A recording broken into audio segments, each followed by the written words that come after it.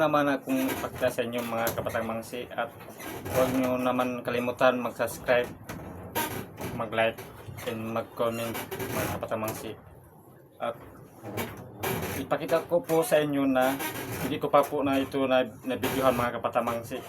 So sa ngayon hindi muna ako mag-video ng isda kasi wala pang, hindi pa masyadong marami. So magbaba ako, tapos may ipakita ko sa inyo ng video. So samahan nyo lang ako mga kabatang mangsi. Huwag nyo kalimutan na i-share nyo lang po kung nagustuhan nyo po itong lugar na ito. Kasi maraming nagtatanong kung saan, taga saan po daw ako. So nasa video na po ito na pakita ko sa inyo mga kabatang mangsi. So let's go.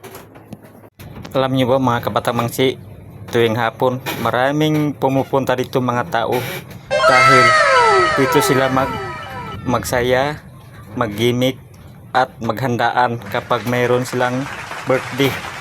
Na dati mga kabatang mangsi, sobrang napakaganda, bra rin napakalinis mga kabatang mangsi. So kung nakikita nyo dyan, may mga upuan, yan ang dating project ng ex-kapitan. Dahil po ay ito pong kapitan namin mga kabatang mangsi ay natalo. So ngayon nakita natin ang medyo marami ng basura, wala nang linis-linis, at ito maganda talaga ito mga kabatang mangsi na tambayan. Kung makita nyo ito po, ang puno ng kahoy na ito may upuan. So maganda talaga itong pagpahingahan dahil po ay mahangin-hangin at medyo malamig. At ito naman mga kabatang mangsi, nakita nyo itong CR. Dito po dati ang kampo ng Marines. Ito po ang kanilang CR dati. At ipakita, at ito naman ang Parula. Ito, at katabi nito dati ng kampo ng Marines. Ngayon wala na kasi dito ang kampo ng Marines. Ito na lang naiwan ng bakas, itong Parula.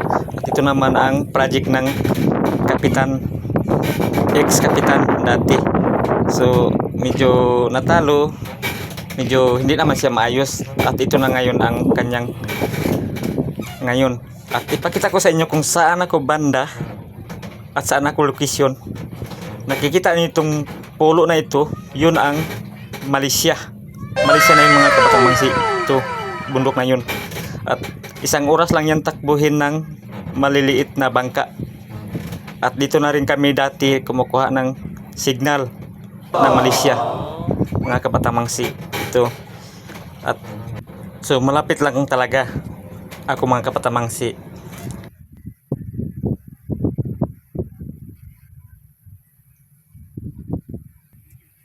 At dito naman ang makita natin ang mga tao lumalakad doon. Mamayang hapon magdaming mga tao magpunta dito mga kabatang mangsi, at dito sila mag happy.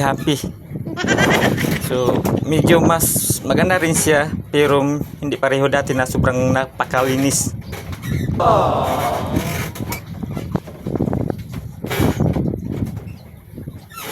At ngayon alam nyo na kung saan ako banda na location. Ito pinakita ko na po sa inyo ang aking lugar na hindi nyo pa nakikita sa video ko mga kabatang mangsi. So maganda talaga itong lugar na ito mga kabatang mangsi kasi sobrang nakapakaraming bahay at tao mga kabatang mangsi. Maganda talaga ito mga kabatang mangsi kasi wala kasi dito ng lupa at buhangin lang. At marami pang mga punong kahoy. Maganda talaga siya pag hapon na, pagpasya-pasyalan, maraming tao pumupunta dito mga kabatang mangsi. Dati maayos ito na daanan mga kabatang mangsi, at hindi ganito na ngayon. Sobrang medyo madumi-dumi na, hindi na masyadong malinis kasi wala nang linis dati. 7 araw mayroong maglilinis. At ito naman ang nakikita sa video na ito mga kabatang mangsi, ang bagong gawang hospital. Ito mga kabatang mangsi, bagong gawang hospital ng kabatang mangsi, at malapit na matapos. Ready. Taipul. Kami, lomba. Sniper versus ano? Si Magi.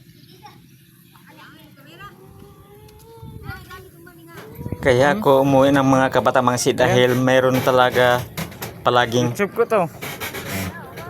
Na okay ba? tumitingin sa akin. Kaya nag-uwi na lang ako para hindi rin ako mahalata mga kabatamangsi na kinuhaan ko ng video. Pero ito sa mga kabatamangsi na kitang-kita talaga ito sa social media kasi mga nakita ko sa Facebook. Marami pang bagay mga kabatamangsi na hindi nyo pa nakikita. At sa susunod kong video, meron naman akong ipapakita sa inyo mga kabatamangsi. Maraming salamat po sa inyong mga kabatamangsi dahil sa inyong suporta. At sana wag naman kayo magsawa sa aking video. Sa ngayon, wala pa tayong isda na videohan. So, siguro mga 7 araw ngayon, mayroon naman akong mabidyohan ng isda. Kasi, kunti lang kasi ngayon ang huli ng mga tao. So, huwag nyo namang kalimutan mag-subscribe sa aking YouTube channel at Batang Mangsi Vlogger. At maraming salamat po sa inyong suporta mga kabatamangsi. Salamat.